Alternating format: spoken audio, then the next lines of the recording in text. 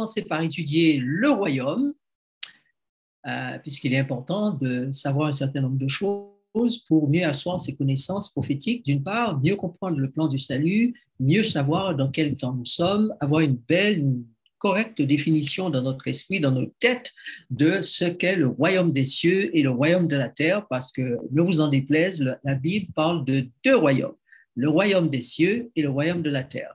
Alors, globalement, le royaume des cieux, c'est l'endroit où Dieu habite, hein, et naturellement, la terre fait partie de l'univers de Dieu, mais le royaume des cieux a un sens plus spécifique dans la Bible, tel que Jésus le présente, et ça, il nous faut être au clair là-dessus.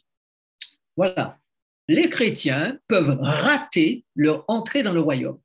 Toute la stratégie divine consiste à faire que le plus grand nombre entre dans le royaume.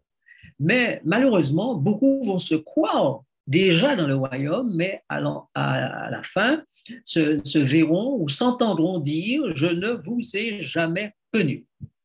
Alors, il y a 6 dangers qui nous menacent en tant que chrétiens, en tant que fils du royaume. D'abord, se servir de la vérité, de la parole de Dieu pour frapper, dénigrer, critiquer les frères et sœurs au lieu de leur servir avec amour. Donc, quand un dirigeant, quand un croyant se sert de la vérité pour battre ses frères, les dénigrer, les critiquer, les traiter, cette personne ne rentrera pas dans le royaume. Parce que l'esprit qu'elle a n'est pas l'esprit du royaume. Et Jésus le dit clairement dans Matthieu, chapitre 24, versets 48 à 51. Il y a une erreur, ce n'est pas Matthieu 6, mais Matthieu 24, versets 48 à 51. Jésus l'énonce clairement. Maintenant, la deuxième chose qui menace les croyants, c'est ne pas avoir fait profession d'huile, ne pas être rempli de l'Esprit. L'Esprit Saint, ça s'entend. Donc, né de l'Esprit. Vous trouvez cela dans Matthieu chapitre 25, verset 8 et Jean chapitre 11, verset 12. Troisième erreur qui menace les croyants d'aujourd'hui, le monde chrétien, l'Israël spirituel, c'est ne pas avoir fait fructifier les talents du Seigneur donnés en gestion par le Maître. Avant que Jésus n'introduise le royaume des cieux dans les derniers temps, puisque Jésus fait une introduction du royaume dans Matthieu 25, vous vous souvenez,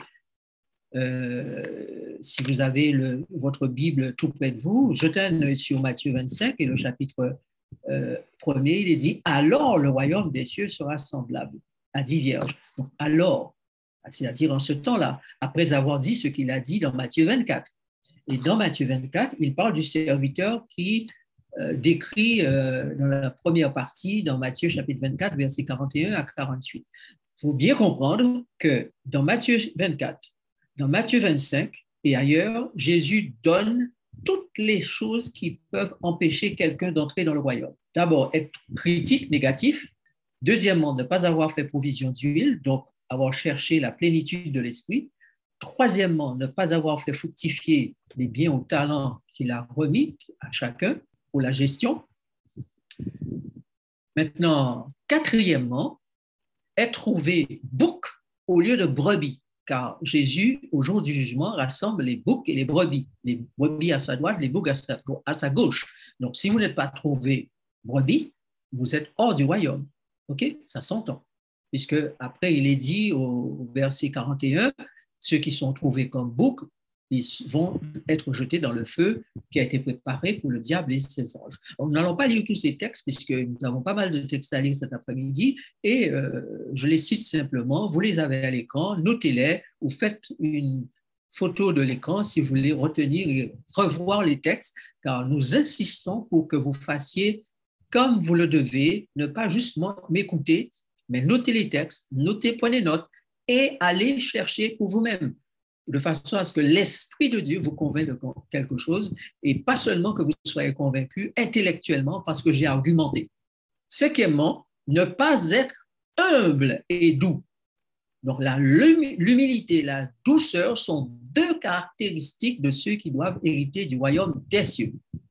Notez bien, je parle de l'héritage du royaume des cieux. Et enfin, ne pas être ressuscité au bon moment et dans les bonnes catégories. Donc, tout cela, c'est biblique et nous allons plus précisément le voir tout à l'heure et dans les autres études que nous aurons à faire.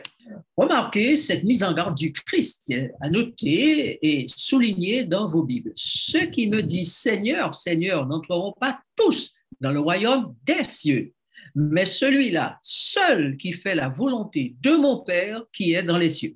Tout le monde n'entrera pas dans le royaume des cieux. Le royaume, cet après-midi, est à l'étude et doit faire l'objet de toute notre attention. Pourquoi? Parce qu'il est important pour nous, premièrement, de comprendre qui sont les saints du Très-Haut qui vont hériter du royaume. Deuxièmement, comprendre ce que signifie le royaume des cieux.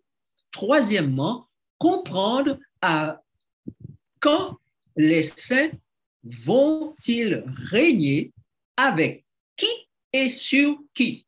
Très important de comprendre cela. Maintenant, il importe que nous disions qu'il est indispensable que nous comprenions comment nous sommes sauvés et dans quelle catégorie. Parce que la compréhension du salut dans les églises chrétiennes, c'est Jésus est mort, il nous a aimés, il nous a fait grâce, nous sommes sauvés par la grâce, point. Vous n'avez pas toute la vérité là. Vous n'avez pas toute la vérité. Et cet après-midi, vous allez découvrir, bibliquement parlant, qu'il y a une autre approche du salut final et que nous devons être informés en ces derniers temps. Je rappelle, et particulièrement pour ceux qui sont adventistes sur cette plateforme, que l'écrivain sacré que nous aimons beaucoup et qui a beaucoup écrit en commentaire sur les textes bibliques dit que à partir de la fin des 2300 soirs et matins, il nous faudra beaucoup désapprendre et beaucoup apprendre. Donc, ne restez pas sur les bases de ce que vous avez toujours entendu. Le temps est arrivé pour entendre des choses nouvelles, mais qui sont des choses anciennes, nouvelles parce qu'elles n'ont pas été comprises et entendues par ceux qui ont étudié dans le passé. Mais il y a des choses qui sont écrites déjà dans la Révélation, mais auxquelles nous n'avons pas fait attention. Je voudrais attirer votre attention sur elles dans la Bible et aussi quelques citations dans les écrits inspirés, de façon à ce que nous puissions être au courant de ces choses nouvelles qui ont besoin d'être connues actuellement. Nous allons commencer donc la lecture de nos textes bibliques pour comprendre. Le premier lecteur peut y aller. Et comme tous meurent en Adam, de même aussi tous revivront en Christ, mais chacun en son rang. Christ comme prémisse, puis ceux qui appartiennent à Christ lors de son avènement. Ensuite viendra la fin, quand il remettra le royaume à celui qui est Dieu et Père, après avoir détruit toute domination, toute autorité et toute puissance. Donc, disais-je, il est important, indispensable que nous comprenions comment nous sommes sauvés. Je reviens en arrière sur les textes qui ont été lus. Regardez bien ça. Et comme tous meurent en Adam, Adam c'est le père de la race humaine, de même tous revivront en Christ. Christ c'est le second Adam, le nouveau père de la race humaine. Mais chacun en son rang. Il est question ici de la résurrection. Revivront en Christ. Mais revivre en Christ, être ressuscité, ça se fait en rang. Il y a donc des catégories, des groupes. Christ comme prémisse, c'est le premier groupe. Puis, deuxième groupe, ceux qui appartiennent à Christ lors de son avènement. Donc, il y a un groupe qui va ressusciter en tant que prémisse et un groupe qui va ressusciter lorsque Jésus reviendra, lorsqu'il apparaîtra à son avènement. Un groupe qui va ressusciter avant son avènement et un groupe qui va ressusciter après son avènement. Et nous aurons l'occasion de revenir sur cette résurrection spéciale dont nous avons parlé la dernière fois et pour laquelle nous avons encore besoin d'autres indications. Donc, quand les deux résurrections auront lieu, viendra la fin, alors le Christ remettra le royaume à Dieu, au Père, après qu'il aura détruit toute domination, toute autorité et toute puissance. Donc, après les 1000 ans, le millénium, quand le feu descendra du ciel et purifiera, brûlera, nettoiera la terre, que la Jérusalem céleste n'aura plus aucun élément de souillure autour d'elle, alors le Christ remettra le royaume à Dieu le Père, c'est-à-dire que le Christ retrouvera sa place auprès de Dieu le Père, comme le Dieu qu'il a été de toute l'éternité, mais en même temps, il restera aussi à côté des humains comme celui qui a revêtu leur nature et qui les accompagnera pendant l'éternité. Donc, chers amis, vous comprenez et vous découvrez ce soir qu'il y a deux rangs de résurrection. Donc, deux catégories de sauvés, deux catégories qui vont aller à la rencontre du Seigneur, deux catégories qui vont attendre le retour de Jésus. La première catégorie, c'est la catégorie des prémices, et la deuxième catégorie, ce sont tous ceux qui vont ressusciter lorsque le Christ fera son avènement. Maintenant, quel est le prix du salut pour nous humains, filles et fils d'Adam? Nous connaissons très bien ce texte de Romains chapitre 6, verset 23, où il est dit, car le salaire du péché, c'est la mort, mais le don gratuit de Dieu, c'est la vie éternelle en Jésus-Christ, notre Seigneur. Donc, le prix, c'est la gratuité. Le royaume de Dieu s'ouvre à l'humanité comme étant quelque chose dont l'accès est entièrement gratuit. Mais pourquoi l'accès du royaume est-il devenu gratuit ou est-il gratuit tout simplement? D'abord, c'est parce que Dieu a fait ce choix. Dieu qui est amour fait le choix de rendre le retour dans le jardin, le retour dans les nouveaux cieux et la nouvelle terre, le retour dans le royaume gratuit. Il nous aime infiniment, donc il a fait le choix de mettre en place ce qu'il faut pour que le retour de l'homme pécheur soit gratuit. La seconde raison de la gratuité, c'est que la divinité va elle-même se sacrifier, payer le prix fort, le salaire du péché, en lieu et place de l'humanité pécheresse, des hommes, des humains pécheurs. Tous les péchés des hommes, jusqu'à la fin des temps, sont expiés lors de ce sacrifice, graciés de tous leurs péchés lors de ce sacrifice. Naturellement, les hommes n'étant pas eux-mêmes sacrifiés, c'est une personne qui se sacrifie pour tous, les autres doivent démontrer qu'ils acceptent ce sacrifice, qu'ils le reçoivent, qu'ils l'accueillent, et cela se fait par la confession et la repentance. La bonne nouvelle sera alors prêchée, l'invitation sera faite, et il y aura donc à ce moment-là une grande moisson d'hommes et de femmes, tous ceux qui auront accepté la gratuité de ce salut et qui auront manifesté leur appréciation par la confession et la repentance. Selon Ésaïe, et c'est la troisième raison de la gratuité, selon Ésaïe 43 et Apocalypse 14, Dieu sera jugé devant tout l'univers parce que Dieu a été accusé. Donc, il sera mis en jugement devant tout l'univers et il sera trouvé non coupable des accusations sataniques portées contre lui et sa loi sera réaffirmée comme étant sainte, juste, bonne et son caractère parfait. Donc, il faut un tribunal qui puisse mettre tout en jugement de façon à ce que tout l'univers puisse réaliser que Dieu est celui qui a raison, qui avait raison, et le diable, Lucifer, l'ange déchu, n'avait pas raison de faire le choix politique qu'il a fait, le choix moral qu'il a fait, le choix physique qu'il a fait, le choix spirituel qu'il a fait. Et que tout cela mène vers la mort, pour lui et pour les humains. Quatrième raison de cette gratuité, c'est que pour ce jugement, devant tout l'univers, Dieu devra fournir, selon la loi, 2 témoins, car Dieu est respectueux de sa propre loi. Donc, 2 témoins, voire 3, afin que lorsque le verdict sera prononcé devant tout l'univers, il n'y ait plus aucun doute sur la personne de Dieu, sur l'administration divine, et que plus jamais personne n'ait envie de faire l'expérience du péché dans tout l'univers de Dieu.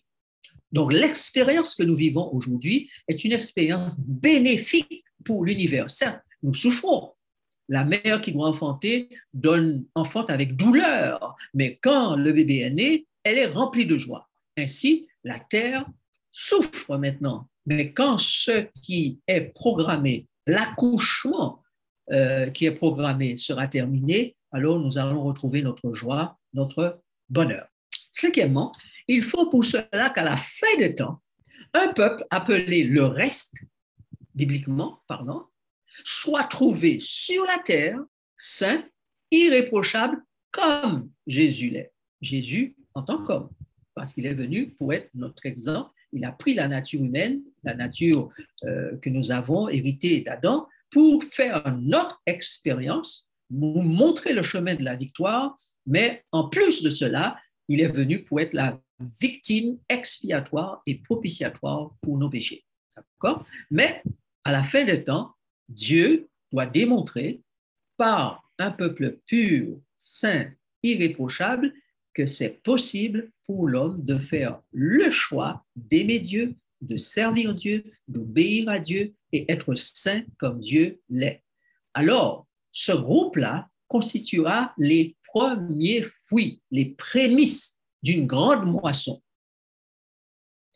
La Bible appelle ce groupe aussi le deuxième témoin, car sans ce deuxième témoin, sans ce groupe, sans ce groupe de prémices, la moisson ne peut avoir lieu, car on n'a jamais vu une moisson venir avant les prémices.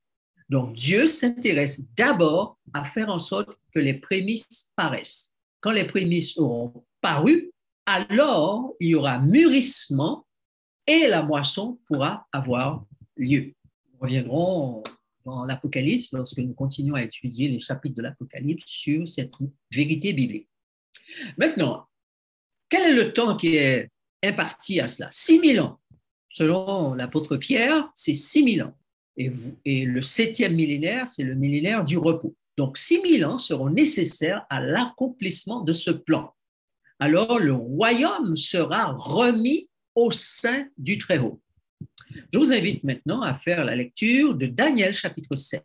Je regardais pendant mes visions nocturnes, et voici, sur les nuées des cieux, arriva quelqu'un de semblable à un fils de l'homme. Il s'avança vers l'Ancien des jours, et on le fit approcher de lui.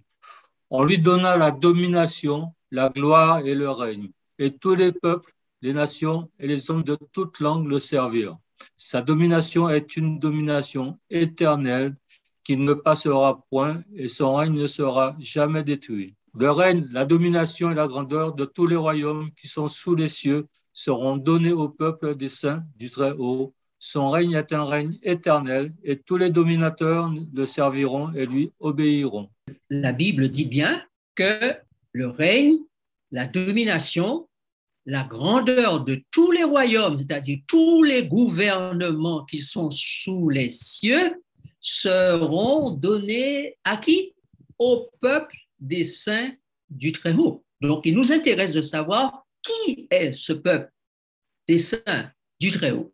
Et le règne de ce peuple est un règne éternel et tous les dominateurs le serviront et lui obéiront.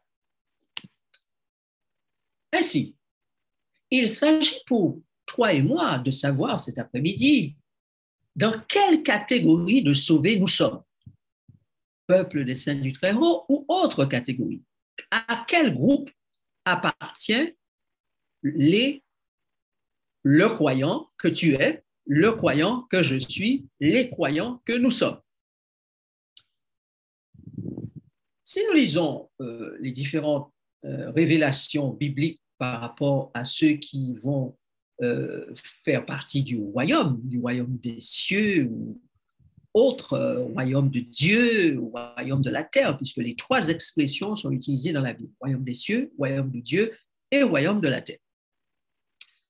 D'abord, ce que nous devons comprendre, c'est qu'il y a les appelés ou invités au mariage, ou donc ceux qui vont être appelés à faire partie de la salle du royaume, ou à entrer, à faire partie du royaume et à entrer dans la salle.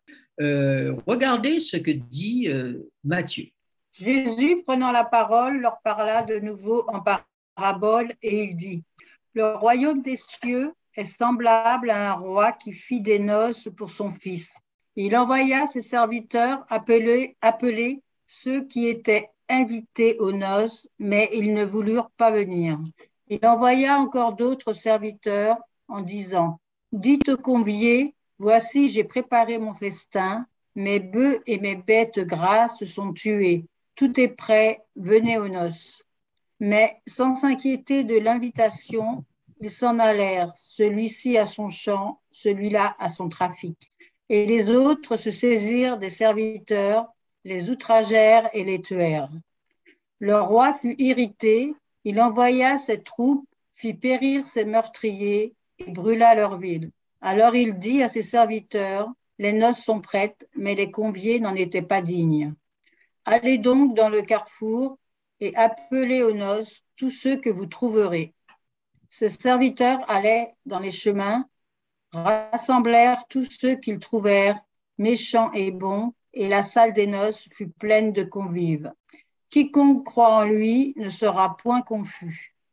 Il n'y a aucune différence, en effet, entre le juif et le grec, puisqu'ils ont tous un même Seigneur qui est riche pour tous ceux qui l'invoquent. Car quiconque invoquera le nom du Seigneur sera sauvé. Merci. Alors, que devons-nous comprendre ici, mes amis? Faites bien attention, ouvrez grandes vos oreilles, comprenez bien ce qui est dit. Et pour comprendre, je vais revenir au début de la lecture pour que vous ne ratiez rien.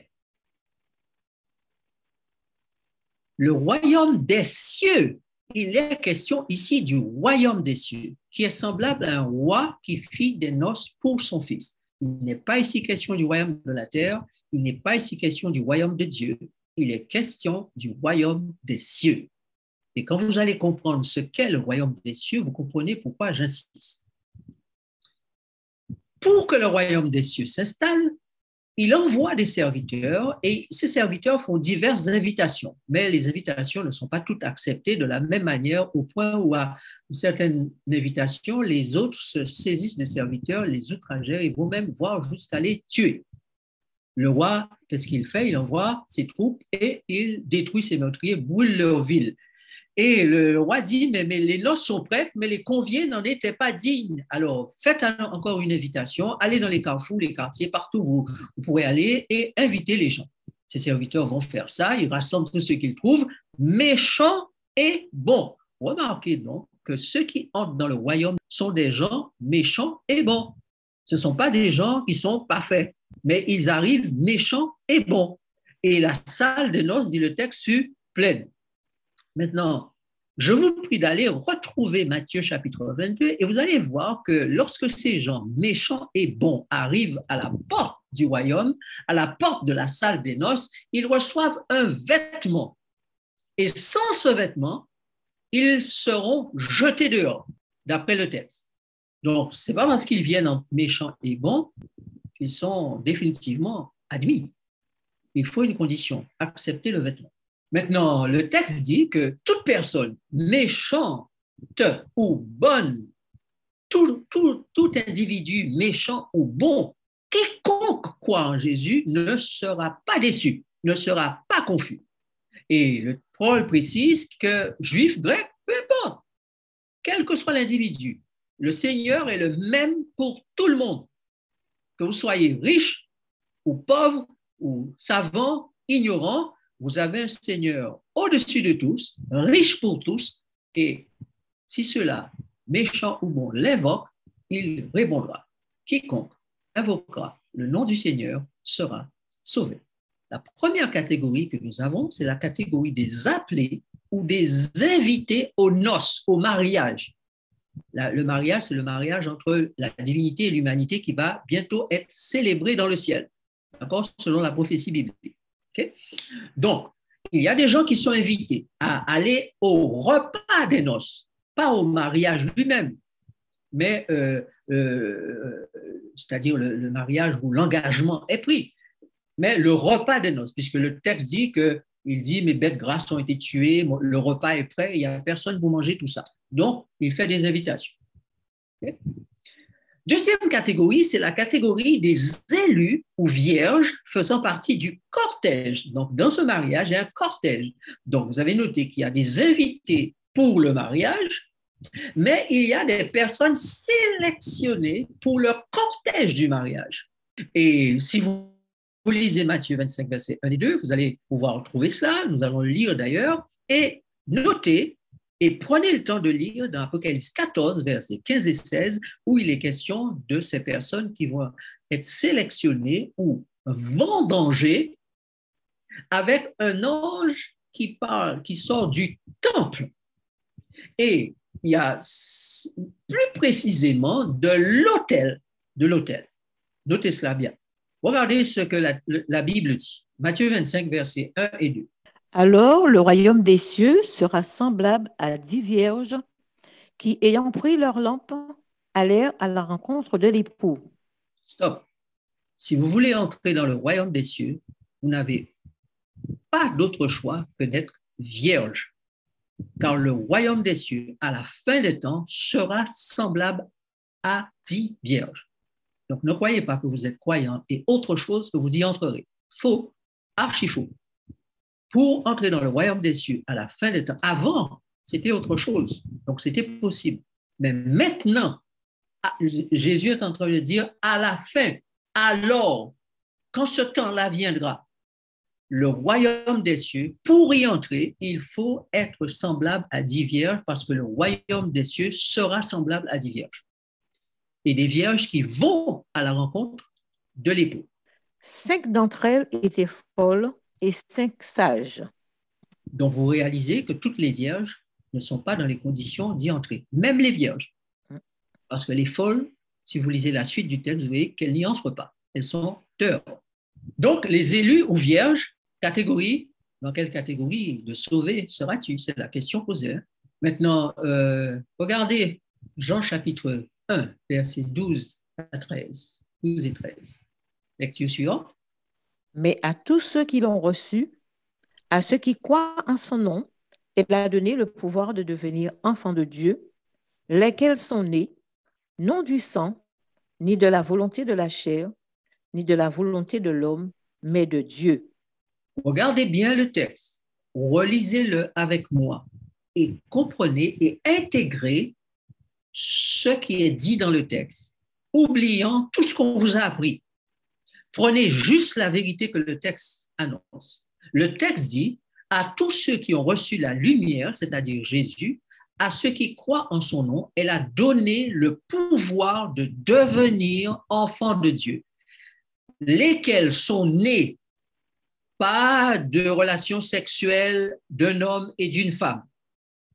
C'est ce que le texte dit. Non du sang, ni de la volonté de la chair, ni de la volonté de l'homme. Donc, ce n'est pas la relation sexuelle qui a fait naître ces personnes. Ces personnes sont nées directement de Dieu. De Dieu. Et j'aimerais attirer votre attention sur le fait qu'aujourd'hui, peu d'entre nous pensent à cela. Nous n'avons pas à l'esprit que pour que le royaume des cieux devienne une réalité dans nos vies et dans l'univers, il faut qu'il y ait des individus qui soient nés en dehors de la relation sexuelle.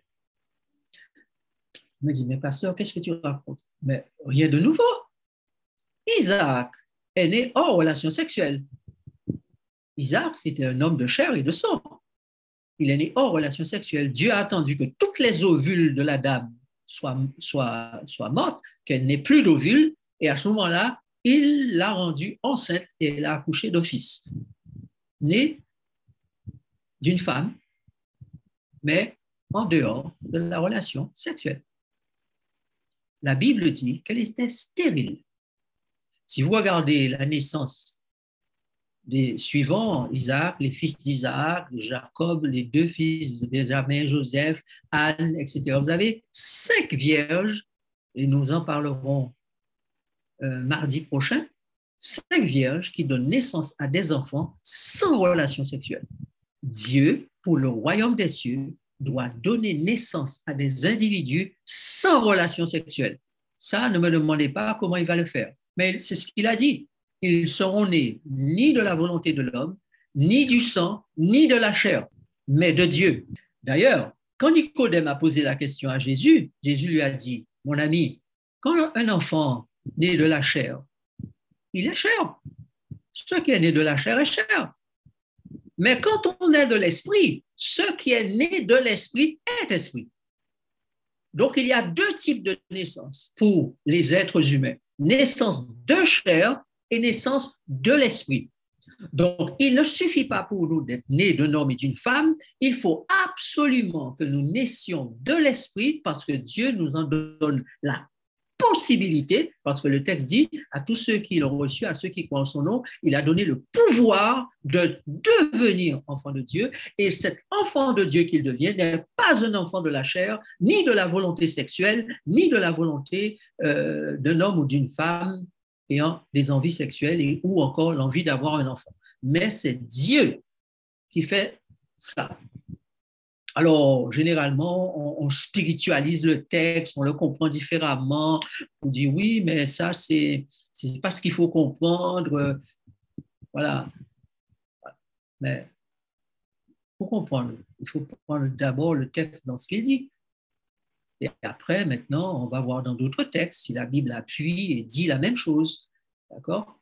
Mais nous avons grand intérêt à comprendre que si nous ne naissons pas de l'esprit, nous n'allons pas entrer dans le royaume des cieux. Pourquoi? Parce que la Bible dit que la chair et le sang n'héritent pas le royaume de Dieu.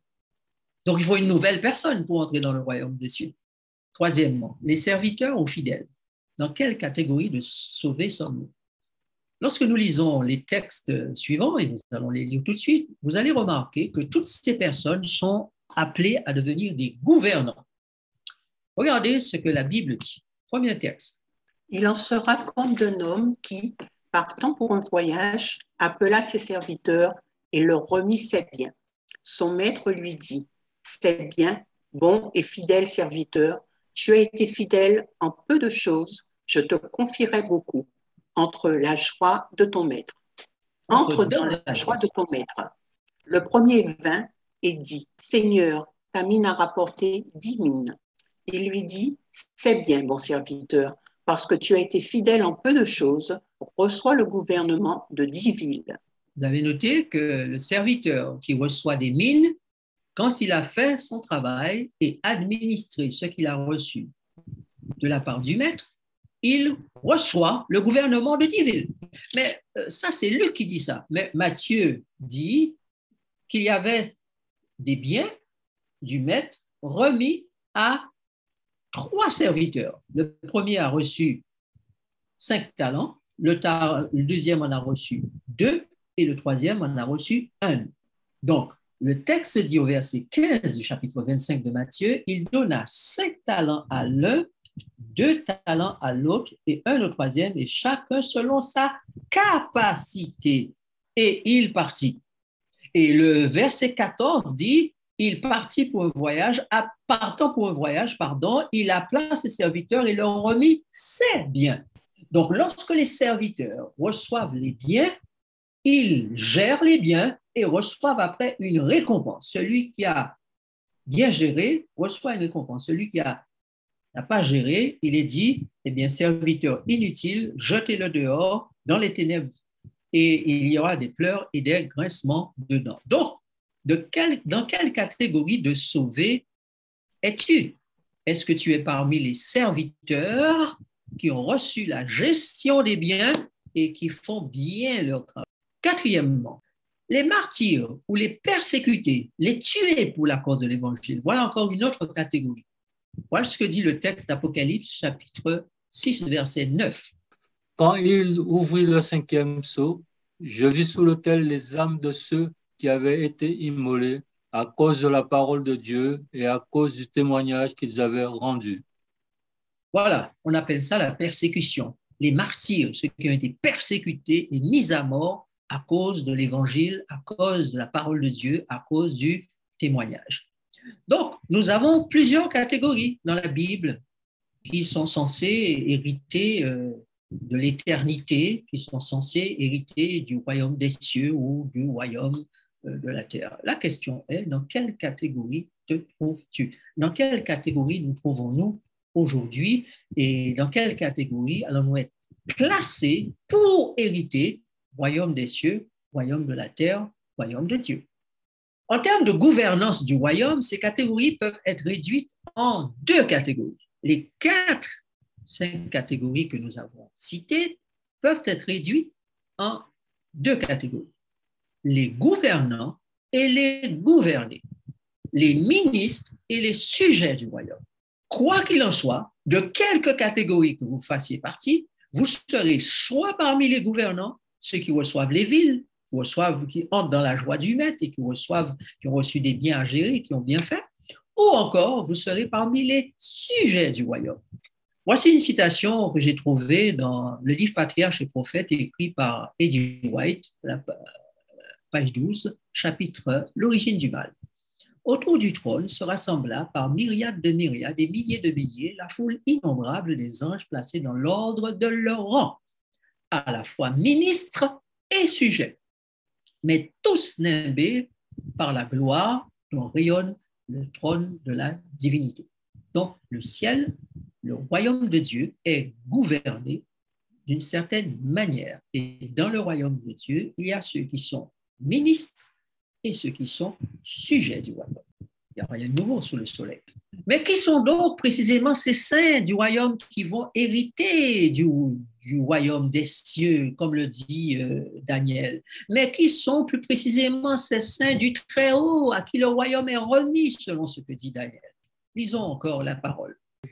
Il prononcera des paroles contre le Très-Haut, il opprimera les saints du Très-Haut, et il espérera changer les temps et la loi.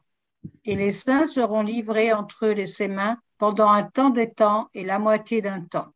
Le règne, la domination et la grandeur de tous les royaumes qui sont sous les cieux seront donnés au peuple des saints du Très-Haut.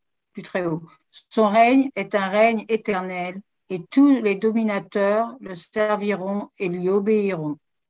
Du Très-Haut doivent être, j'allais dire démasqués, doivent être dénombrés ou encore doivent être identifiés correctement pour savoir si nous faisons partie de cette catégorie ou pas. Hébreux chapitre 9, verset 3. Derrière le second voile se trouvait la partie du tabernacle appelée le Saint des Saints. Le second voile, c'est le voile du sanctuaire, car le sanctuaire était séparé en deux, le lieu saint et le lieu très saint. Et derrière le voile du lieu très saint, eh bien, se trouvait cette partie du tabernacle qu'on appelait le Saint des Saints. C'est le lieu où Dieu se manifestait, là où était son trône, là où il trônait. Donc, le Saint des Saints, c'est le lieu où Dieu trône. C'est là où il gère l'univers. Les cieux célèbrent tes merveilles, ô Éternel, et ta fidélité dans l'assemblée des saints. Regardez bien, les cieux, pas la terre, les cieux célèbrent tes merveilles, ô Éternel, et ta fidélité dans l'assemblée des saints. Puisque les cieux célèbrent les merveilles de l'Éternel, et puisque l'assemblée des saints célèbre la fidélité de l'Éternel, nous pouvons imaginer que ces saints sont là où Dieu est, c'est-à-dire dans le Saint des Saints. D'accord? Dans le Saint des Saints. Parce que Dieu est saint, il siège au milieu des saints. C'est son caractère, c'est sa nature, c'est le lieu de son sanctuaire.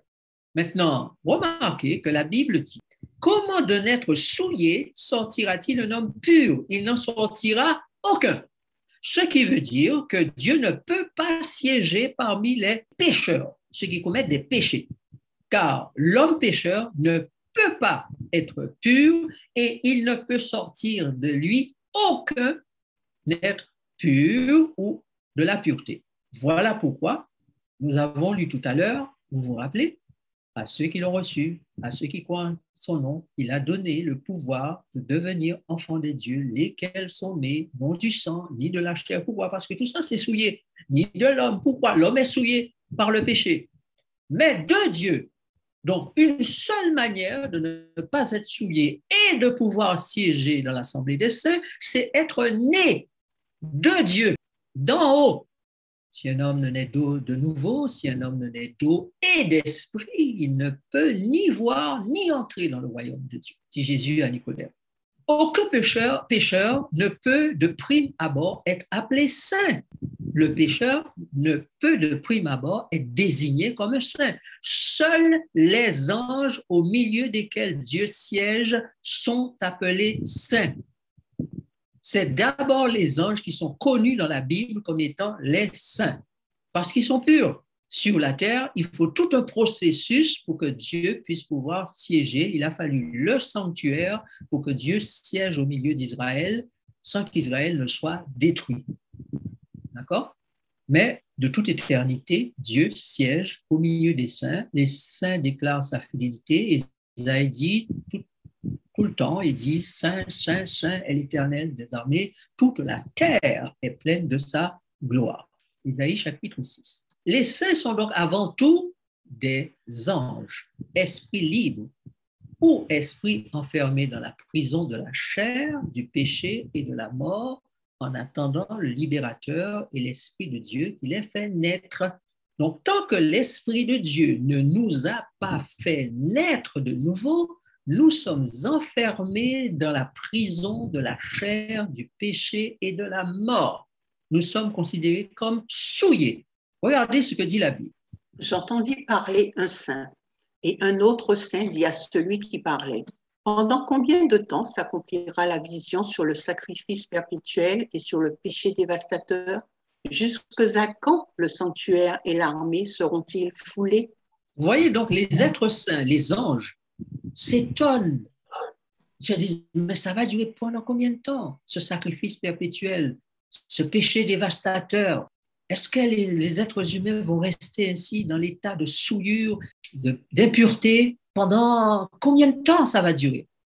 Et nous avons eu l'occasion d'étudier le texte. La réponse c'est 2300 soirs et matins, puis le sanctuaire sera purifié. Dans lequel aussi il est allé prêcher aux esprits en prison. Alors, juste pour vous faire noter que la phrase n'est pas complète, mais pour noter que dans 1 Pierre, chapitre 3, verset 19, Pierre parle aussi de prison et il dit que Jésus, parlant de Jésus, est allé prêcher aux esprits en prison. Et nous avons dit tout à l'heure que la prison en question, c'est la prison de la chair, la prison du péché et la prison de la mort. Ce sont les prisons du diable. Ils seront assemblés captifs dans une prison, ils seront enfermés dans des cachots et, après un grand nombre de jours, ils seront châtiés. Là, il est question des méchants et lorsque Jésus sera revenu pendant 1000 ans, eh bien, ces méchants seront comme dans une prison, captifs, seront comme dans des cachots, enfermés et il faudra attendre 1000 ans, un grand nombre de jours avant qu'ils ne reçoivent leur châtiment éternel.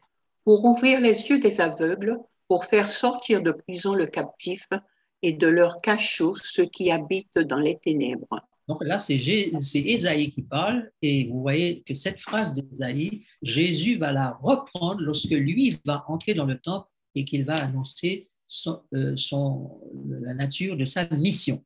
C'est depuis que Dieu s'est fait chair qu'il peut déclarer des hommes purs et saints, sortis de leur prison, en esprit, puis libérés de la mort.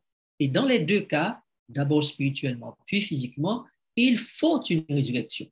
Il y a donc pour l'homme une résurrection spirituelle et aussi il y aura une résurrection physique. Donc il y aura une double nouvelle naissance. D'accord? Une naissance spirituelle et une naissance due à la résurrection. Voilà pourquoi Paul dit dans Colossiens 3, verset 1er, si donc vous êtes ressuscités avec Christ, cherchez les choses d'en haut, où Christ est assis à la droite de Dieu. Voilà, donc chaque personne doit chercher à être ressuscitée, donc né d'en haut, né de l'esprit, pour pouvoir avoir accès au royaume. Déjà, vous êtes purs à cause de la parole que je vous ai annoncée. Voilà, donc vous voyez que ici, Jésus nous donne une information importante.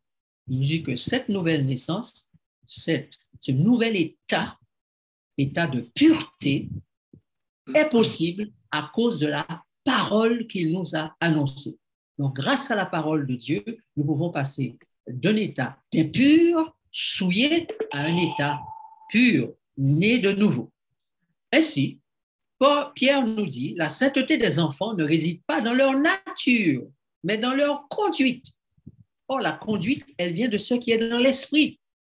Mais puisque celui qui vous a appelé est saint, vous aussi soyez saints dans toute votre conduite.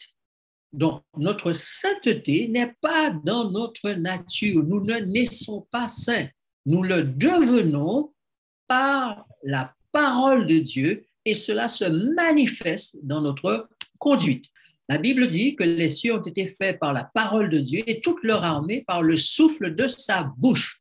Donc, le royaume étant l'espace où Dieu réside avec ses anges et sa loi parfaitement respectée, le royaume est l'espace où l'on adore Dieu et Dieu seul. Donc, le royaume des cieux est un espace où Dieu règne, où Dieu est en administration et ce royaume-là est un royaume spirituel et les êtres qui gravitent autour de Dieu, devant Dieu, avec Dieu dans ce royaume, ce sont des êtres spirituels, purs, saints, esprits.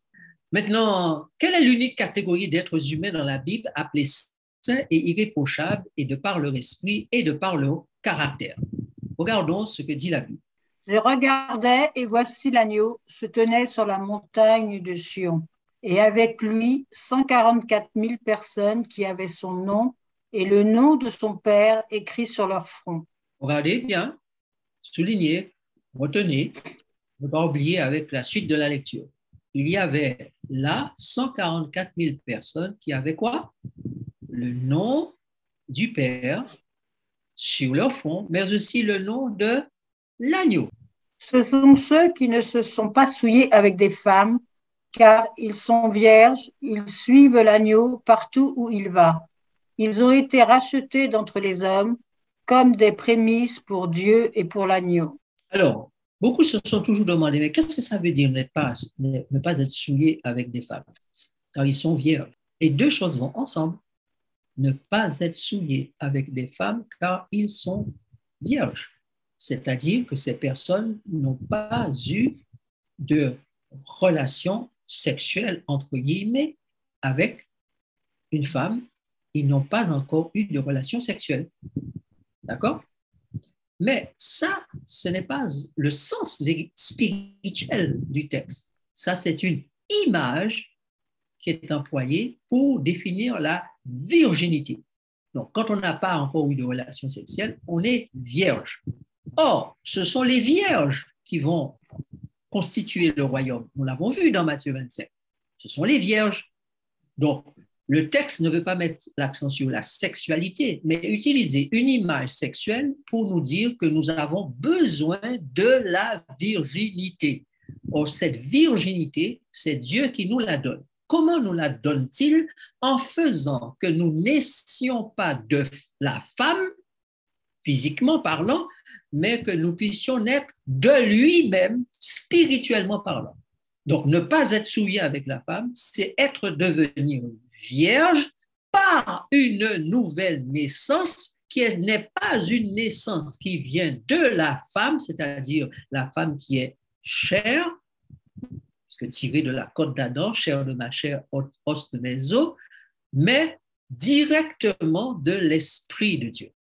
Donc, ces personnes, n'étant pas nées de femmes, physiquement parlant, d'une mère physique, mais nées d'une mère spirituelle, c'est-à-dire le Saint-Esprit, ces personnes-là seront les seules capables de suivre l'agneau partout où il va, d'être rachetés ou des hommes rachetés, d'être des prémices pour Dieu et des prémices pour l'agneau. La fin du texte. Et dans leur bouche, il ne s'est point trouvé de mensonges, car ils sont irrépréhensibles. Donc, ces personnes, merci, sont vierges et irrépréhensibles, irréprochables. Or, la Bible dit que de toute éternité, Dieu nous a bénis de toutes sortes de bénédictions spirituelles pour que nous soyons saints et irréprochables, irrépréhensibles. Éphésiens chapitre 1, verset 3. Ça veut dire que de toute éternité, Dieu veut constituer son royaume, le nouveau royaume, le royaume qui va être remis aux saints et qui va anéantir, c'est ce que la Bible dit, anéantir les royaumes de ce monde et s'établir pour l'éternité. Donc, Dieu cherche aujourd'hui des gens vierges, c'est-à-dire des personnes nées de l'esprit, car la chair et le sang n'héritent pas le royaume de Dieu. Souvenez-vous, les saints du Très-Haut, qu'est-ce que nous devons comprendre encore? L'ivraie a été semé dans le ciel, vous vous souvenez, parmi les anges. Jésus dit que les fils du royaume, ce sont donc ceux parmi lesquels l'ivraie a été semé, donc les anges. Puis, dans le jardin d'Éden, le diable est descendu et il a aussi semé la mauvaise semence. Et les hommes sont devenus des fils du diable. Alors que les fils du royaume sont des anges, sur la terre, les hommes sont des fils du diable. D'ailleurs, c'est comme ça que Jésus les appelle dans Jean chapitre 8, verset 44. Donc, quand nous passons de la vie de la chair, nature pécheresse humaine, à la vie de l'esprit, nature divine, nous devenons comme des anges attendant notre transmutation, c'est-à-dire attendant que nous soyons débarrassés de la nature charnelle, de ce qui est poussière, de ce qui est chair. Le diable veut aujourd'hui devancer Dieu parce qu'il est dans une guerre contre Dieu. Et qu'est-ce qu'il cherche à faire avant que Dieu ne fasse ce qu'il a à faire? Lui essaie de faire la transhumanisation, le transhumanisme. Il sait que Dieu va faire la transmutation, lui fait la transimmunisation. Il faut donc aujourd'hui que nous devenions le plus rapidement possible des habitants du ciel, du royaume des cieux, alors que nous sommes encore sur la terre. Le ciel commence ici-bas. Et si ici-bas, nous naissons de l'esprit, le diable ne pourra pas faire de nous des transhumains. Mais tous ceux qui ne seront pas nés de l'esprit, il aura raison d'eux et il pourra faire d'eux des transhumains. Ils demeureront fils du diable. Donc, toi et moi, nous n'avons pas le choix d'abandonner la vie de la chair et de passer à la nouvelle naissance, la vie de l'esprit. Autrement, nous serons victimes du diable, nous demeurerons fils du diable et nous périrons avec le diable.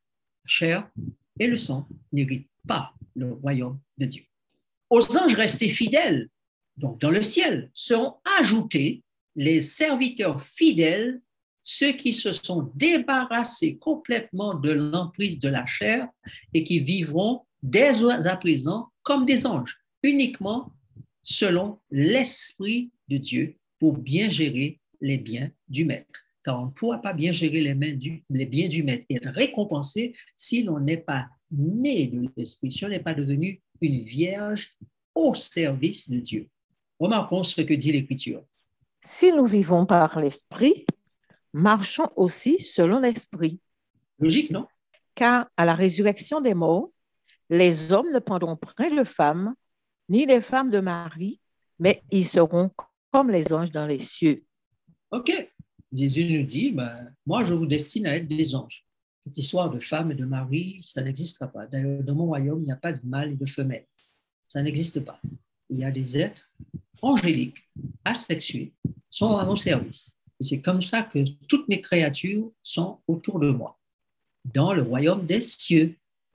D'accord? C'est-à-dire ceux qui me servent, ceux qui sont avec moi dans mon gouvernement, qui gouvernent avec moi, qui partagent l'administration avec moi. Ceux-là sont des anges. Et le royaume des cieux est un espace où j'administre l'univers. Et tous ceux qui iront dans le royaume des cieux doivent être des anges, dès à présent. Même s'ils sont encore dans la chair, je vais les débarrasser de la chair. Cette chair retournera à la poussière. Mais mon souffle, mon esprit, l'ange que j'ai mis en eux, cet ange-là retournera dans mon royaume, le royaume des cieux. Jésus dit, je vous laisse lire. Heureux les pauvres en esprit, car le royaume des cieux est à eux. Heureux les débonnaires, car ils hériteront la terre. Allô, vous écoutez bien? Vous avez lu ce qui est là? Vous avez entendu et vous avez lu que Jésus dit, le bonheur est pour ceux qui sont pauvres en esprit, c'est-à-dire pauvres en esprit de la chair, pauvres en esprit de poussière, pauvres en esprit de l'homme, mais qui sont riches dans l'esprit de Dieu parce qu'ils sont nés de l'esprit. Ceux-là vont hériter le royaume de Dieu, le royaume des cieux. Par contre, il y aura aussi un bonheur pour les autres. On les appelle des bons. Vous vous souvenez que quand ils sont arrivés devant la salle du mariage, Jésus les appelle méchants et bons. Les bons et les méchants qui ont reçu la robe deviendront, et qui seront aussi parmi les bons, vont hériter la terre. Donc, il y a deux espaces, mes amis, où nous allons devoir hériter en tant qu'être humain. Certains, en grand nombre d'ailleurs, le plus grand nombre, il y aura beaucoup d'invités, beaucoup d'appelés, ils hériteront la terre. Mais il y aura peu d'élus. Et les élus, nés de Dieu, nés de l'Esprit, ceux-là vont hériter le royaume des cieux. Or, depuis 1844, pour ceux qui le savent, Jésus recrute les personnes qui doivent faire partie du royaume des cieux. C'est pour cela qu'il dit, à la fin des temps, le royaume des cieux sera semblable à 10 vierges. Donc, ceux qui doivent hériter le royaume des cieux. Ceux à qui le maître confie ses biens, qui doivent les gérer et recevoir la récompense qui est de gouverner avec lui. Le commandement de ville, c'est-à-dire le commandement de peuple. Dans la Bible, ville signifie peuple, nation. Regardez le texte suivant. Je vous le dis en vérité, si vous ne vous convertissez et si vous ne devenez comme les petits-enfants, vous n'entrerez pas dans le royaume des cieux. C'est pourquoi quiconque se rendra humble comme ce petit enfant sera le plus grand dans le royaume des cieux. Avez-vous noté dans la Bible que Jésus ne parle pas beaucoup de l'héritage de la terre? Il ne parle pas beaucoup du royaume de la terre. Il parle essentiellement du royaume des cieux. Pourquoi? Parce que le royaume de la terre, c'est déjà réglé. Le sacrifice de Jésus à la croix a été fait pour tous ceux qui vont hériter de la terre. Ils sont sauvés gratuitement, comme le larron sur la croix, qu'il est dit, je te le dis, aujourd'hui tu seras avec moi dans le paradis. Tous ceux qui, bons et méchants, qui ont finalement reconnu que Jésus c'est leur sauveur, ils hériteront la terre. C'est déjà réglé, la promesse leur est faite. Mais pour ceux qui doivent hériter le royaume des cieux, c'est une autre histoire. Il faut qu'ils soient nés d'en haut, il faut qu'ils soient des vierges, et il faut qu'ils soient des serviteurs, il faut qu'ils sachent qu'ils ont une mission spécifique, un rôle particulier à jouer dans ce monde avant que Jésus ne revienne. Voici comment Jésus parle tout. Allons-y. Mes brebis entendent ma voix, je les connais et elles me suivent. Je leur donne la vie éternelle et elles ne périront jamais et personne ne les ravira de ma main. Mon Père, qui me les a donnés, est plus grand que tous et personne ne peut les ravir de la main de mon Père. Vous avez noté ici qu'il y a un certain groupe que le Père a fait cadeau à Jésus. C'est lui qui les lui a donnés parce que ceux-là sont nés de lui, de l'Esprit, de Dieu, dit la Bible. Et Jésus les appelle ses brebis. Elles connaissent sa voix, puisqu'ils sont d'en haut, hein, le Père, le Fils, les fils du Père, de Dieu. Dès qu'ils parlent, ils se reconnaissent tout de suite, d'accord? Donc, tous ceux qui sont de la catégorie nés d'en haut, nés de Dieu, nés de l'Esprit, sont les brebis de Jésus. Jésus dit, même s'ils sont dans la chair, je leur donne la vie éternelle. Elles ne périront pas, jamais. D'ailleurs, elles sont comptées. Personne ne peut les ravir de ma main. Vous savez, le diable ravira beaucoup d'êtres humains à Dieu, mais quand il s'agit de ceux qui sont dans la chair, mais nés d'en haut, il ne peut pas les ravir. Mon Père qui me les a donnés est plus grand que tous, et personne ne peut les ravir de la main de mon Père, donc pas de ma main. Parce que moi, le Père et moi, nous sommes un. Donc j'espère que cet après-midi, alors que nous terminons, que vous avez bien retenu qu'il y a deux catégories de sauvés. Ceux qui hériteront le royaume des cieux et ceux qui hériteront le royaume de Dieu. Les fils du royaume, les fils du diable.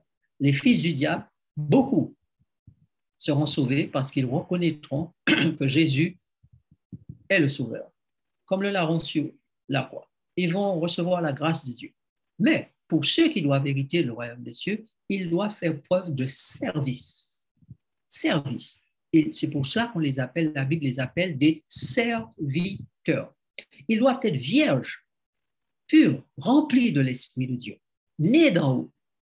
Ils doivent avoir géré les biens du maître, les dons et talents que Dieu leur a donnés.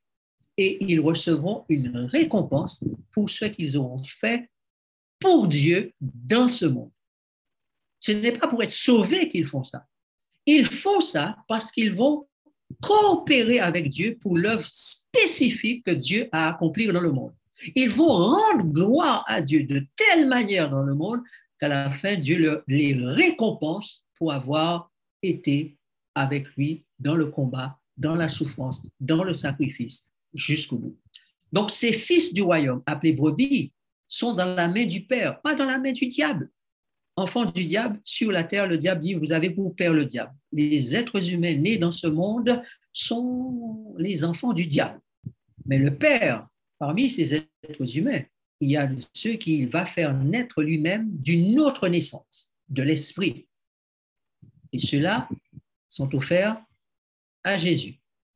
Tandis que les enfants du diable convertis seront offerts à Adam. Ce sera la récompense du Père de la race humaine. Il reverra tous les enfants qu'il a eus alors qu'il était dans le repos et qui ont accepté le salut offert par Dieu. Le diable qui a le pouvoir de la mort ne peut rien contre ceux qui sont nés de l'esprit. Il a peur d'eux. Voilà pourquoi il ne veut pas qu'ils sachent que Dieu peut les faire naître de l'esprit. Le diable ne veut pas que vous sachiez que Dieu peut vous faire naître de l'esprit. Et c'est pour cela que beaucoup auront été dans les églises priant, faisant des miracles au nom de Jésus, faisant des choses au nom de Jésus. Et quand il arrive à la fin, Jésus dira, mais moi, je ne vous connais pas. Je ne vous ai jamais connu. Parce qu'ils ne seront pas nés nouveaux. Ils ont été des gens faisant des exercices de religion, des exercices spirituels, priant, chantant, faisant toute espèce. Mais ils ne sont jamais nés d'en haut, nés de l'esprit. Donc, pas laisser ça arriver haut. Parce que Jésus qui dit, en pas connaître vous, puisqu'à l'heure actuelle, Jésus est en train de constituer les appartenant au royaume des cieux, pas le royaume de la terre. C'est déjà fait. Donc, tu dois chercher humblement, crier vers Dieu pour que tu naisses d'en haut, naisses de l'Esprit de Dieu. Pas penser à la légère, hein? C'est très important. Donc, qui remporte la victoire contre les pouvoirs appelés la bête et son image après le jugement? Nous allons lire ces derniers textes pour clore. Et nous verrons ici la conclusion pour cet après-midi concernant les saints du Très-Haut. Que devons-nous comprendre? Premier texte. Puis viendra le jugement et on lui ôtera sa domination qui sera détruite et anéantie pour jamais. Le règne, la domination et la grandeur de tous les royaumes qui sont sous les cieux seront donnés au peuple des saints du Très-Haut. Son règne est un règne éternel et tous les dominateurs le serviront et lui obéiront. Je regardais et voici, l'agneau se tenait sur la montagne de Sion et avec lui 144 000 personnes qui avaient son nom et le nom de son Père écrit sur leur front. Et j'entendis du ciel une voix comme un bruit de grosse eau, comme le bruit d'un grand tonnerre, et la voix que j'entendis était comme celle de joueurs de harpe, jouant de leur harpe. Et je vis comme une mer de verre mêlée de feu, et ceux qui avaient vaincu la bête et son image et le nombre de son nom, debout sur la mer de verre, ayant des harpes de Dieu. Pardon? Je vis qui? Ceux qui avaient vaincu la bête et son image et le nombre de son nom, debout sur la mer de verre, ayant quoi? Des harpes de Dieu. Qui sont ceux qui ont des harpes de Dieu? Regardez. Je regardais, voici l'agneau se tenait sur la montagne de Sion et avec lui 144 000 personnes qui avaient son nom et le nom du Père écrit sur leur front. Les 144 000 ont le nom du Père et le nom du Père de l'agneau écrit sur leur front. Donc, ils sont identifiés. Le Père les reconnaît comme ceux qu'il a fait naître ou qu'ils ont fait naître, Père et l'agneau. Ils sont donc ceux qui sont nés d'en haut, nés de l'Esprit. Et j'entendis du ciel une voix comme un bruit de gros eaux, comme le bruit d'un grand tonnerre. Et la voix que j'entendis était comme celle de joueurs de harpe jouant de leur harpe. Donc, ce sont les 144 000 qui possèdent la harpe. Et d'ailleurs, si vous lisez le texte, le verset 3, il est dit, que je n'ai pas mis, mais ils chantent un cantique que personne ne peut apprendre. Ils sont les seuls à pouvoir chanter cela. Et c'est ce cantique-là que Jean entend, et il entend le cantique accompagné de la musique des harpes que possèdent les 144 000. Et il dit que ce sont ceux-là qui vont vaincre la bête, son image et le nombre de son nom.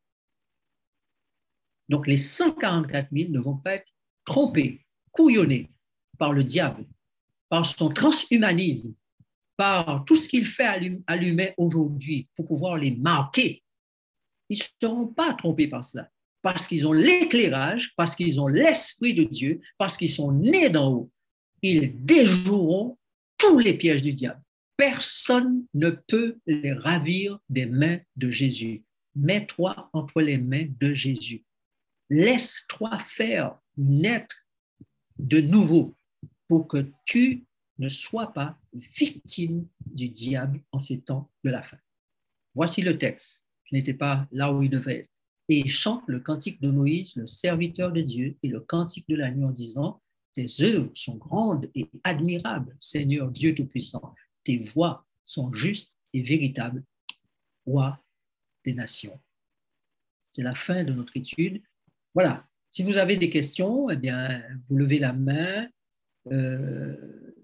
et nous allons pouvoir récupérer les questions, puisque notre technicien a dû s'absenter. Alors, si vous avez des questions, soit levez la main, soit ouvrez votre micro et allez-y directement. Apparemment, personne ne veut prendre la parole. C'est clair pour tout le monde? Alors, je regarde si dans le chat, il y a des questions.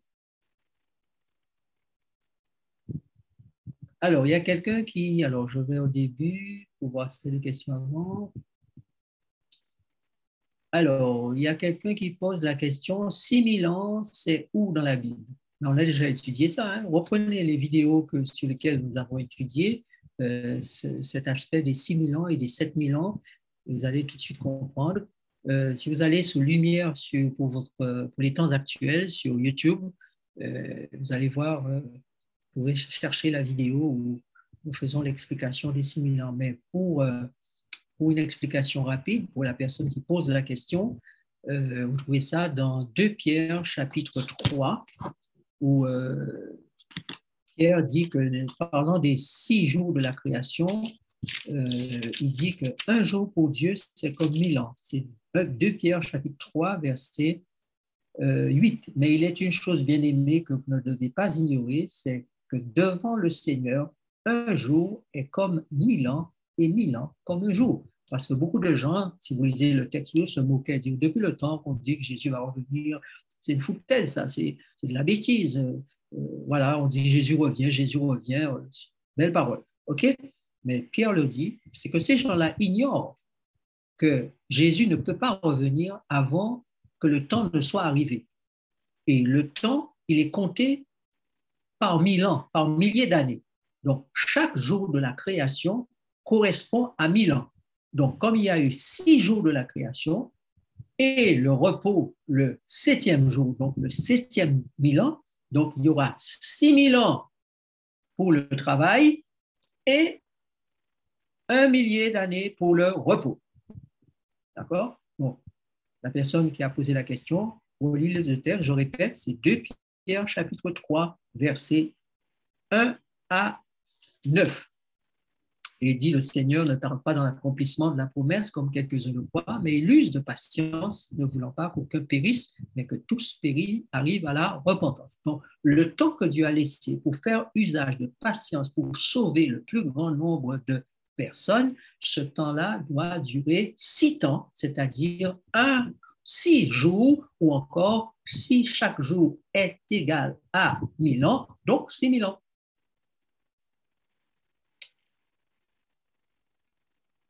Alors, s'il y a une autre question, afin de bien comprendre la naissance de l'esprit, il y a 2 cheminements. Il y a des personnes qui sont conçues par un homme et une femme, mais qui, après avoir fait alliance avec Dieu, connaissent la naissance de l'esprit. Et il y a ceux qui sont conçus par Dieu, opération du Saint-Esprit, qui naissent donc directement d'esprit. Et ai-je bien compris? Non, pas tout à fait. Les êtres humains qui naissent de l'esprit sont des êtres humains nés de femmes. Je vous ai pris des exemples de la Bible. Isaac est né d'une femme. mais son papa n'était pas Abraham. Abraham est son père adoptif. C'est Dieu qui a fait naître, donner la possibilité à une femme de donner vie à un enfant ou d'accoucher d'un enfant. Dieu donne cette possibilité à la femme alors qu'elle n'a plus d'ovule. Elle est âgée de 90 ans, elle n'a plus de menstruation. Et elle fait quand même un enfant. Il est clair, et la Bible précise qu'elle était stérile. Elle ne pouvait pas avoir d'enfant. Donc, Dieu fait un miracle. Mais l'enfant qui naît d'une femme.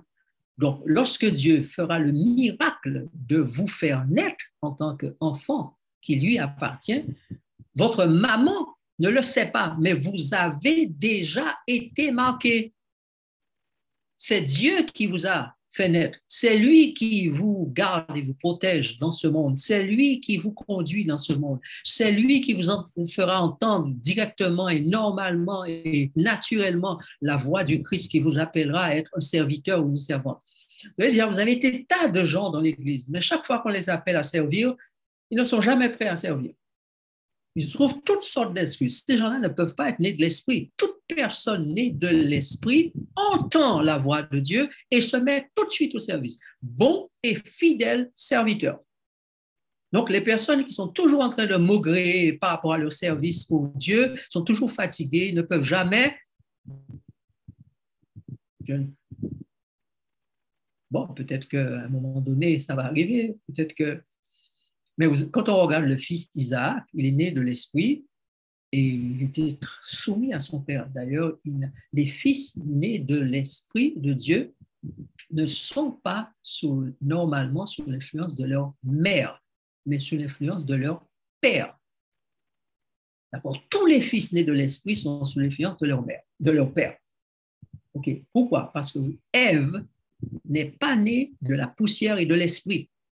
Ève est née de la côte d'Adam, c'est-à-dire de la chair et de la chair. Elle est un résultat de la chair. Donc, c'est pour ça que la Bible l'appelle chair.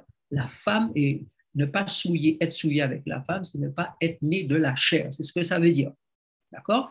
Donc, vous comprenez bien que celui qui est né de l'esprit, Jésus dit que mon Père me les a donnés et personne ne peut les ravir de ma main. Donc, vous ne le savez même pas que vous êtes né d'en haut, mais à un moment, vous êtes humain, mais vous ne savez pas que vous êtes né d'en haut. C'est à un moment donné, l'Esprit de Dieu vous le fait savoir, vous appelle, et une fois que l'Esprit de Dieu vous appelle, vous répondez tout de suite à l'appel, car vous reconnaissez la voix que vous connaissez si bien, la voix de l'Esprit. Et vous devenez un serviteur de Dieu. D'accord? Donc ça, c'est important de le comprendre et c'est très nouveau pour vous probablement aujourd'hui, sinon peut-être pour tous, c'est nouveau ce que je dis. D'accord? Mais c'est que les textes bibliques n'ont jamais été pris littéralement, comme ils devraient. On a toujours voulu les interpréter à notre manière en tant qu'être humain et en faire des doctrines, alors qu'il fallait les prendre simplement. La Bible dit que ceux qui croient et qui acceptent Jésus, ceux-là sont nés non de la chair, ni de la volonté de l'homme, ni de la volonté de la femme. Voilà, donc de l'homme, homme c'est homme et femme, de la chair donc, mais de Dieu. Donc c'est une catégorie de personnes sur cette terre qui sont nées d'en haut, de Dieu, que Dieu met au service de Jésus pour accomplir une mission spéciale dans ce monde. Aucun être humain souillé ne pourra jamais vaincre le diable. Il n'y a que ses serviteurs qui sauront résister au diable. Les autres, Dieu leur donne le royaume gratuitement, sans problème. Je te le dis aujourd'hui, tu seras avec moi dans le paradis. Mais pour ceux qui doivent mener le dernier combat avec lui, le combat contre la bête, l'image, ce nombre de noms, ils doivent être nés d'en haut, donnés à Jésus pour ce combat, par le Père, par l'Esprit Saint, pour être les guerriers aguerris, pour pouvoir gagner le combat contre la bête, contre son image, contre le nombre de son nom. Voilà, j'espère que j'ai été un peu plus clair. Donner à Jésus, c'est notre... Oui? Juste, pasteur, je confirme que les micros sont activés. Donc, je vois qu'il y a des mains levées, Tim et Judith. Vous pouvez intervenir. Vos micros sont activés. OK. Oui, bonsoir. Bonsoir. Vous m'entendez? Oui, en fait, ça dit que c'est la même chose que je voulais me poser par rapport à la sœur qui a répondu. Mais Alors, j'ai c'est du vrai mal que à je comprendre suis. ce que tu dis. Rapproche-toi de ton micro ou je sais pas, mais c'est très Oui, brouillé. Voilà, c'est bon. Vous m'entendez mieux? Oui, mieux. Oui, je disais que par rapport à ce que la sœur a répondu, c'est ce que je voulais. Bon, ça, c'est une question aussi, hein, parce que parfois, on ne Mhm. voit pas les choses de la même manière, parce que c'est pas que ça crée des doutes, mais c'est vrai qu'on apprend des. Bon, pour moi, c'est un plus où j'apprends des choses nouvelles, mais ça veut dire qu'il me faut travailler cela Mhm. et essayer de comprendre aussi, hein, puisque c'est vrai que lorsqu'on parle d'Abraham, c'est ça, l'histoire d'Abraham et sa femme Sarai, où on dit que par rapport à Isaac, il est né de l'esprit par rapport à cette nouvelle. Mais ce qui m'embête, c'est que lui, s'il est né de l'esprit, c'est ce que j'ai bien compris, il est né de l'esprit, Mhm. mais il n'a pas la Mhm. même vivacité, en sens qu'il n'a pas la même vivacité que Jean-Baptiste et Jésus. Et voilà, Il n'a pas la même vivacité que quoi? c'est-à-dire qu'il n'a pas la même vivacité, euh, la même énergie que Jean-Baptiste et Jésus. Et on sent vraiment que, puisqu'il est né de l'esprit, alors lorsqu'on est né de Mais l'esprit, on a une mission particulière. il est né de l'esprit, il n'est pas né dans le même temps et il n'a pas la même mission que Jésus, il n'a pas la même mission que Jean-Baptiste. Parce Donc, que, chacun a une mission différente et ils accomplissent leur mission selon le plan divin. Donc, tu ne peux pas les comparer. non, non, je n'en doute pas, j'essaie de comprendre, là. C'est vrai Non, que non, je ne je suis pas dis que là pour tu ne peux pas créer. les comparer. Je ne dis pas que tu doutes. Je dis que tu ne peux pas les Voilà. comparer parce qu'ils n'ont pas la même mission. Mais moi, je me dis, il a eu des déboires, hein. Il a eu beaucoup de déboires. Déboires lorsqu'on dit. Comme tous les serviteurs de Dieu, dans la chair Euh, et Là, dans il y ce en a monde. beaucoup. Il en a eu beaucoup quand même, hein. Ah ben, tu as vu les déboires que Samson a eus et pourtant il est un de ceux-là. Oui, mais lui, il était. Non, mais bon, lui, Tu as vu après, il dit. tu as vu les déboires que Joseph a eus, lui est un de ceux-là. Non, Pire mais encore là, que Benjamin. non, mais là, j'entends, c'est que, par exemple, Joseph, lui, Joseph, il avait son père et sa mère. Il est né Non, d'une. Joseph n'avait Comment? pas de mère. Il n'avait pas de mère, il n'avait que son père. Parce que la mère est morte à la naissance. Ah bon? Oui, oui. Moi, j'apprends des choses là, hein. Eh ben, tu vas trouver ça dans Genèse. Prends le temps de relire Genèse et l'histoire de Joseph. Tu vois sa mère est née quand elle est morte, pardon, à la naissance. Hmm. D'accord? Ah ouais. Ouais, il faut vraiment étudier, hein, pour comprendre, hein. Bon, voilà, ben, comme on dit, il faut étudier. Ok, ben, merci Excuse-moi, beaucoup. comment il s'appelle? C'est pas de Joseph, hein, je parle de Benjamin. Benjamin. Hmm. Benjamin, celui qui a fait le pire des serviteurs. Hmm. Ok, ben, ok, il n'y a pas de souci. Merci. Merci. OK, pas de problème. Bonsoir. Bonsoir. Bon, écoutez, je suis désolée, je ne sais pas si vous en avez déjà parlé parce que j'ai pris la conférence à la fin. J'ai une question concernant les 144 000. Donc, je voulais savoir si les 144 000 et la grande foule fait partie du même groupe de personnes. Est-ce qu'ils sont identiques? Vous allez sur Lumière pour les temps actuels. Je suis mardi prochain, le dernier mardi du mois de février, je serai à la 7e conférence concernant les 144 000. Aujourd'hui, nous faisons une parenthèse dans le livre de Daniel pour la remise du royaume au sein. Donc, 144 000, si vous voulez avoir beaucoup de détails concernant ces 144 000, revoyez ces vidéos et vous allez avoir tous les détails. D'accord, très bien, merci. Suivez la 7e conférence parce que c'est elle qui va donner vraiment la conclusion finale. D'accord, merci beaucoup. OK.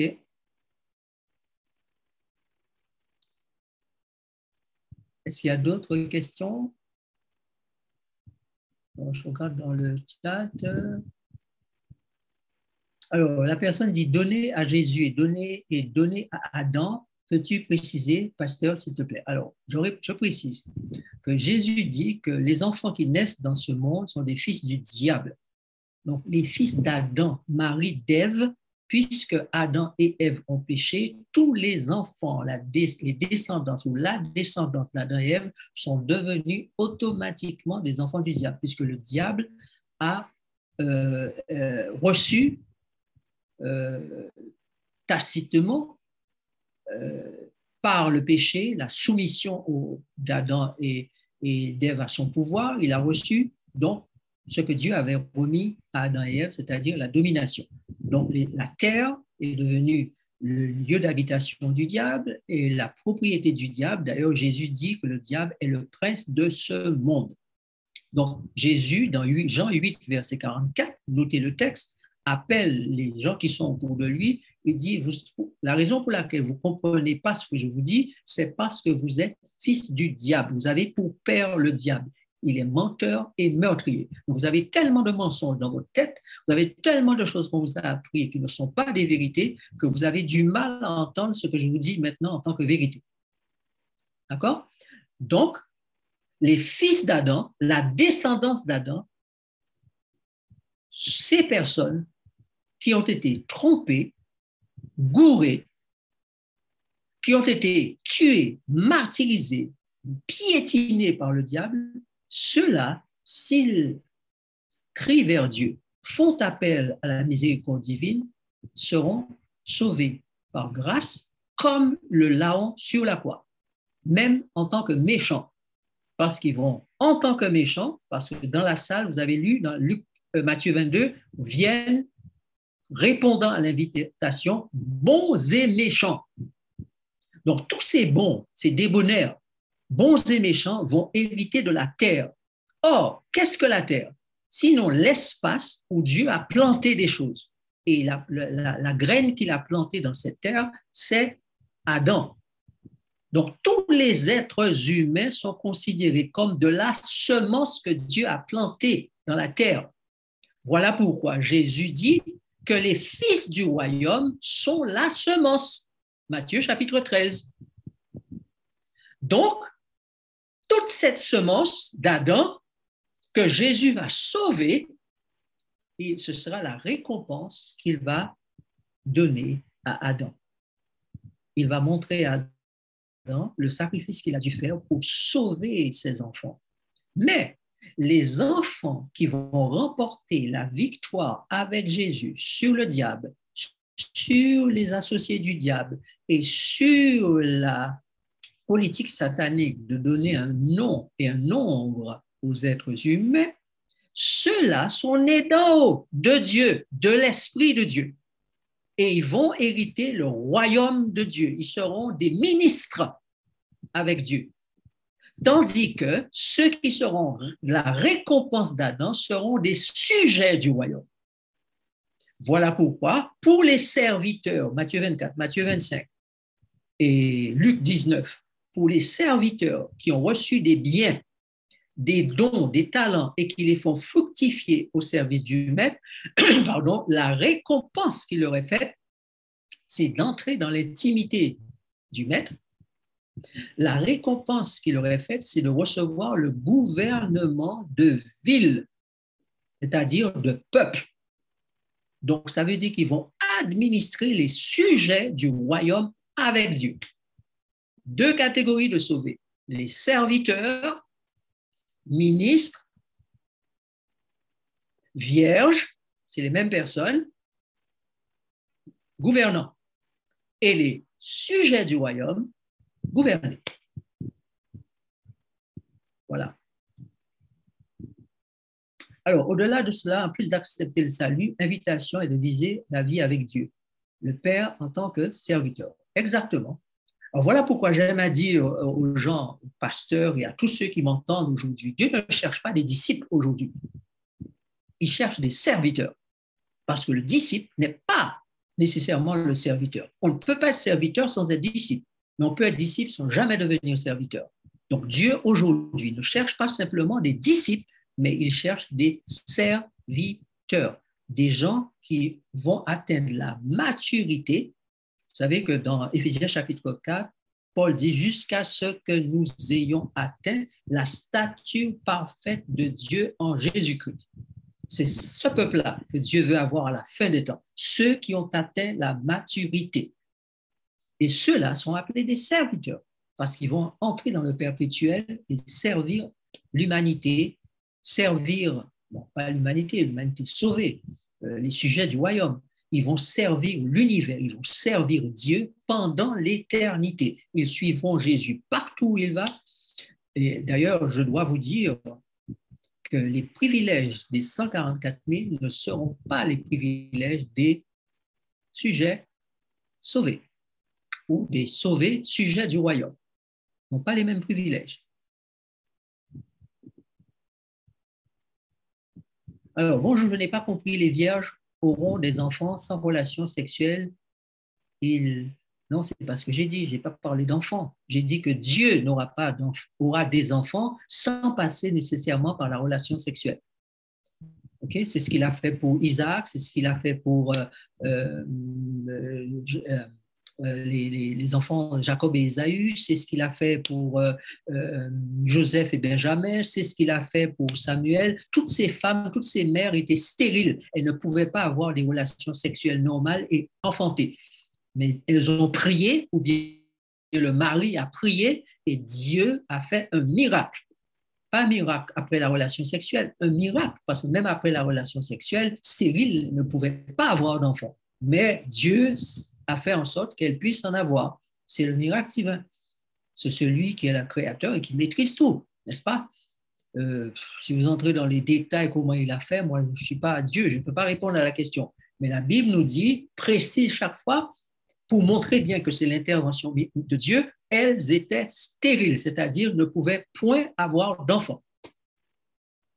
Donc aujourd'hui, ceux qui vont faire partie des vierges, des 144 000, sont ceux qui vont naître d'en haut, de l'esprit, ceux qui sont des serviteurs fidèles, les brebis qui entendent la voix de Jésus et qui la reconnaissent, ceux-là sont des personnes nées d'en haut, nées de l'esprit, nées de Dieu, comme dit Jean, chapitre 1er, verset 13. Voilà. Alors, bonsoir, les 144 000 sont issus des 12 tribus d'Israël selon l'Apocalypse. Qu'est-ce que ça signifie pour nous, l'Israël spirituel? L'Israël spirituel, c'est le christianisme, simplement. Tous ceux qui sont chrétiens, que ce soit de religions différentes, même parce que comme Israël, il y avait diverses tribus, de même dans le christianisme, il y a toutes sortes de branches de religion. Ça, c'est l'Israël de Dieu. Donc, au sein de cet Israël, Dieu va faire la sélection de personnes qui deviendront les serviteurs, c'est-à-dire les 144. C'est lui qui les choisit. On ne peut pas le savoir, sauf celui qui le reçoit. Lui peut en avoir la conviction, de même que Jésus est né de Marie, et il ne savait pas au début qu'il était le Fils de Dieu. Il a fallu qu'il découvre, qu'il apprenne qu'il est le Fils de Dieu. Et quand il en a eu la certitude, la conviction, 33 ans après, dit la Bible, son ministère pour lequel il avait été appelé et pour lequel il était né dans ce monde a pu commencer, car tout ce temps, il lui a fallu pour bien asseoir ce qu'il était, pour bien asseoir ses origines, pour bien savoir quelle était sa mission, d'où venait-il et quelle était sa mission sur la terre. Lorsqu'il a été pleinement convaincu de cela, alors il a pu commencer son ministère. De même, lorsque les 144 000 auront cette pleine conviction d'où ils viennent, qui ils sont, quelle est leur mission, alors on verra dans le monde cette catégorie de personnes qui se mettront à l'ouvrage et feront un travail époustouflant. C'est alors que, comme dit l'Apocalypse chapitre 15, au début d'ailleurs, la terre sera couverte de la gloire de Dieu. C'est par le travail que feront ceux qui vivront à la fin et qui s'appellent des 144 000, les serviteurs de Dieu. Alors, lorsque Dieu intercède, interpelle Zachée à la nouvelle naissance, est-ce la naissance de l'esprit? Donc, Zachée ne peut pas faire... Oui, c'est une naissance de l'esprit, c'est-à-dire c'est une conversion, mais ça ne peut pas être la naissance comme celle des 144 000, parce que ces naissances-là, elles ont commencé après les 2300 soirs et matins. Ceux qui naissent de l'esprit, qui feront partie des 144 000, ce travail de l'esprit, cette action divine commence après 1844, c'est-à-dire à la fin des 2300 soirs et matins, alors suivez la conférence, la 7e, mardi prochain, pour comprendre qui sont les 144 000, Jésus est entré dans sa dernière phase, la dernière phase de son ministère. Après avoir donné 5 800 ans au diable pour accomplir sa mission, vous voyez, les 6 000 ans dont il était question là, n'est-ce pas? Jésus dit, maintenant que tu as fait des enfants, maintenant que tu les as piétinés, maintenant que tu leur as fait toutes sortes de misères, tout le ciel, tout l'univers a vu comment tu traites tes enfants, moi, je vais avoir les miens. Et tu verras comment je vais les traiter. Et ceux-là, je vais encore faire la démonstration de la gloire de Dieu à travers eux. Et ce sont ceux-là, même en petit nombre, ce sont ceux-là qui vont te vaincre. Parce que tu n'auras rien dans eux. Rien.